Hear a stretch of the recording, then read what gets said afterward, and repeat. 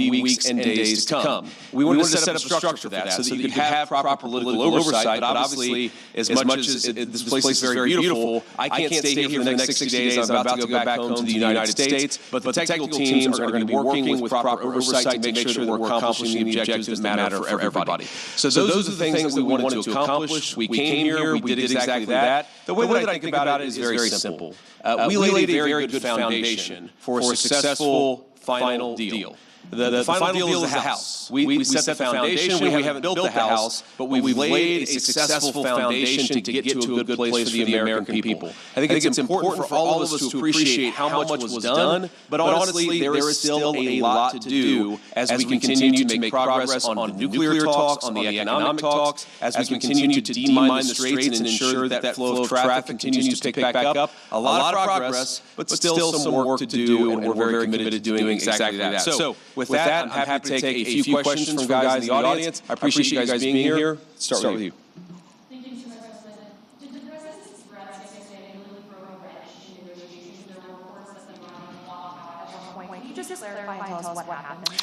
No, they didn't throw a wrench in the system. The thing with the Iranians, yes, they did threaten to walk out, or at least there were social media threats that they would walk out. But we were negotiating well past 1 in the morning yesterday, so they did walk out. And their technical team is still here in Bergenstock working with our technical team actually as we speak, though I imagine maybe some of them are taking a break to watch this news conference. But look, what we told the Iranians yesterday is when you guys engage in what us millennials might call trash talk, you can't expect the President of the United States not to respond and not to correct the record. So when they say things that aren't true, the President is going to respond to it. I'm going to respond to it. Americans are going to respond to it. When they make threats that aren't rooted in reality, they have to accept that the President of the United States is actually going to set the record straight. That's all that happened. So yes, there was a little bit of threatening, there was a little bit of whining, but at the end of the day, the talks continued and we made great progress.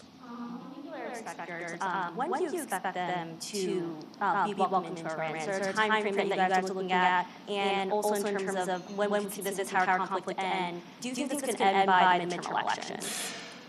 Well, look, right now the conflict is in a ceasefire, and certainly our hope is that we get to the final deal and a permanent settlement. But right now, I think we've made great progress, and we should all celebrate that.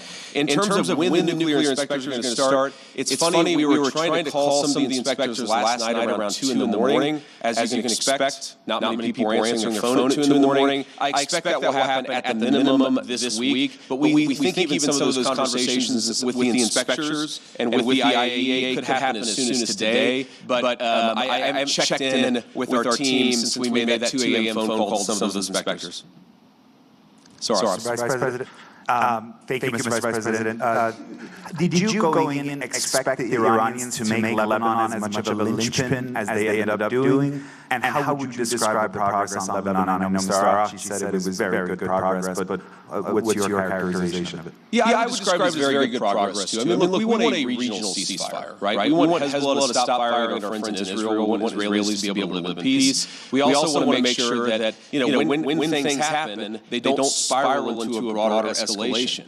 And so we've been, I think, very good at setting up what we're calling a deconfliction mechanism. But what it really is to say that when things happen, the sides are actually talking to one another. Sometimes, you've got a bit of a chicken and egg problem. You've got a junior guy who fires a drone that didn't have approval from the high command. Okay, of course, Israel has to respond to that. But then sometimes that response, we could actually have a better and more peaceful situation if Israel responds in the context of a conversation that's ongoing between Hezbollah, Lebanon, Israel, and other partners in the region. There really hasn't been a mechanism to have those discussions until basically around 4 p.m. yesterday, Bergenstock time, when we set that up. So what we're trying to do is say, first of all, Israel and every other nation in the region has the right of self-defense, but we want to make sure that everybody has that right of self-defense in the background where we're talking about how to de-escalate these conflicts rather than spiraling out of control. Sometimes what will happen is that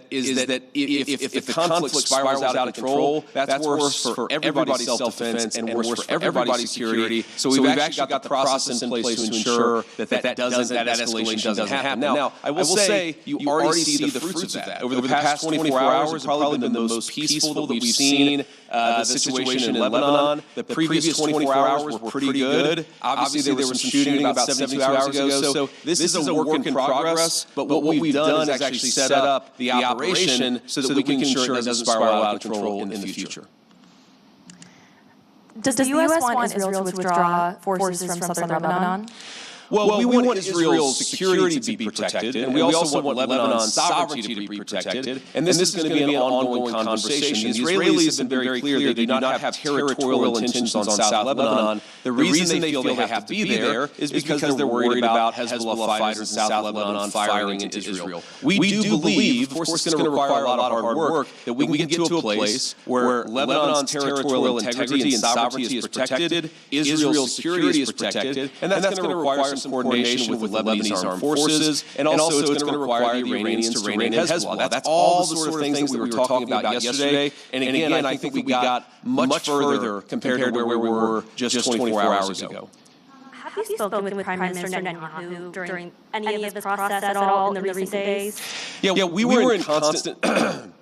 We were in constant contact with the Israelis yesterday, but also, of course, with the Saudis and the Emiratis and others in the region. We talked to the Lebanese yesterday as well, so we're constantly trying to keep our regional friends updated about this. This is not a deal that the United States is imposing on the region. This is a deal that the region has desperately asked the United States to put in place. Obviously, the headlines have been very focused about what's been going on between the United States and Iran, but this region has been a basket case for a very long time. And what the President has set us to do, again, lay the foundation, see if we can get to a permanent peace. If we can't, the President of the United States still has a lot of options to accomplish America's security objectives, but he has certainly committed us to this pathway for now, and we're going to keep on working and seeing what we can accomplish. And then I want to just, before we depart here, I want to say one last thing.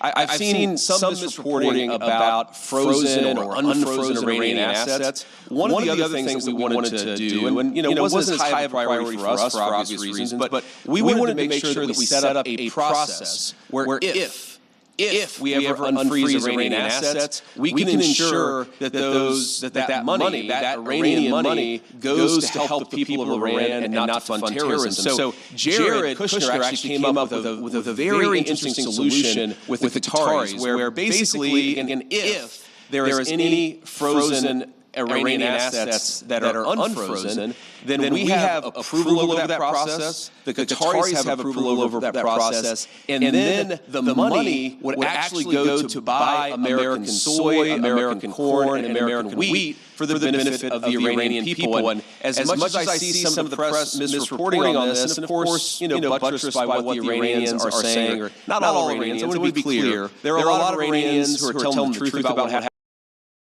Some social media reporting gets this wrong.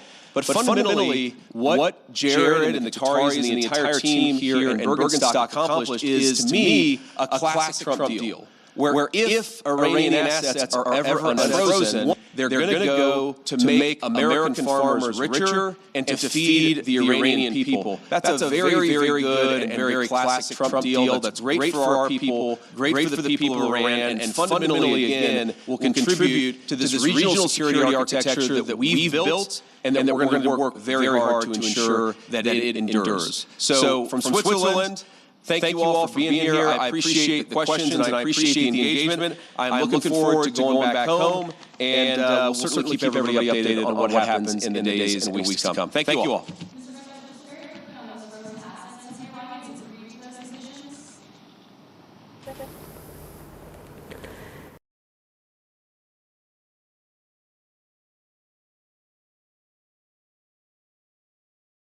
अदा किया Iran के साथ मुज़ाकरात में नुमाया पेशरफ्त हुई। तकनीकी टीमें मुख्तलिफ अमूर पर